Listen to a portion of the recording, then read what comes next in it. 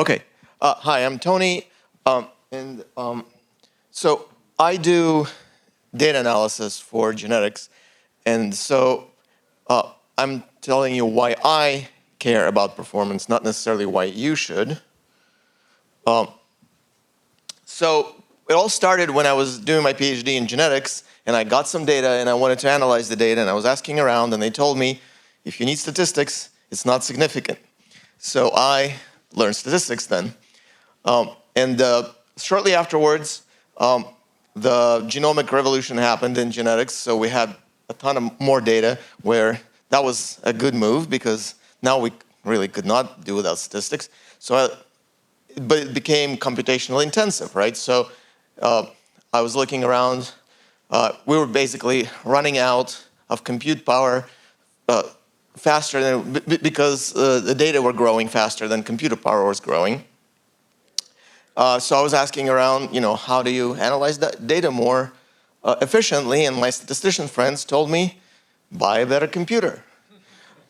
So basically, the talk is about why that is not a satisfactory answer for me. First of all, you can't tell your funding agency this, but it's no fun to just go buy a better computer. It's a lot more fun to come up with a way to analyze your data so you can do it on your laptop, and it's really nice. But a serious answer too is not everybody can buy a better computer. And this,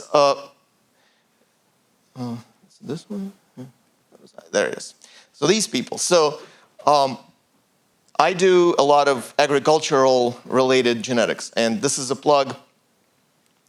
If you want to change the world and get a biggest delta possible for a unit amount of money spent, medicine ain't it.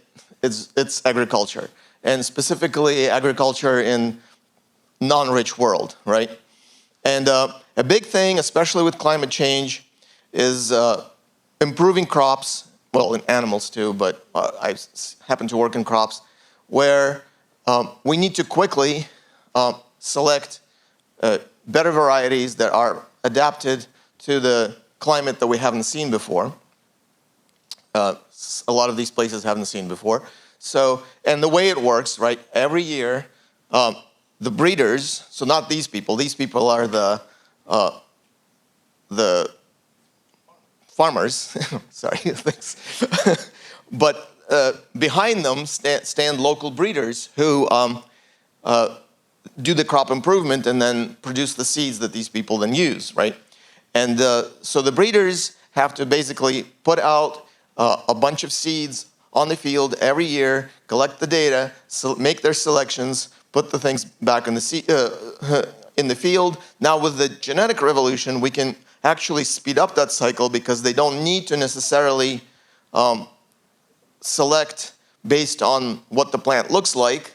They can do genotyping, which is a lot cheaper, and also they can do some cycles in the greenhouse where they don't know what the actual field relevant phenotype is, but they can genotype their things, predict the phenotype, and this involves sophisticated models, and we want them to use the most sophisticated models they can get their hands on.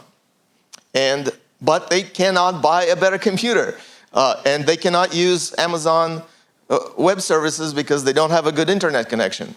So they have to be able to do analysis in a really fast turnaround time. They have like maybe a week before the harvest and putting the seeds back into their greenhouse if they want to upcycle. So they have a restricted amount of time, and that's why, for me, it's very important to generate code that can be run by these people on their underpowered computers really quickly, get the data they need, and that really literally saves people's lives. So that's it for me. Thank you.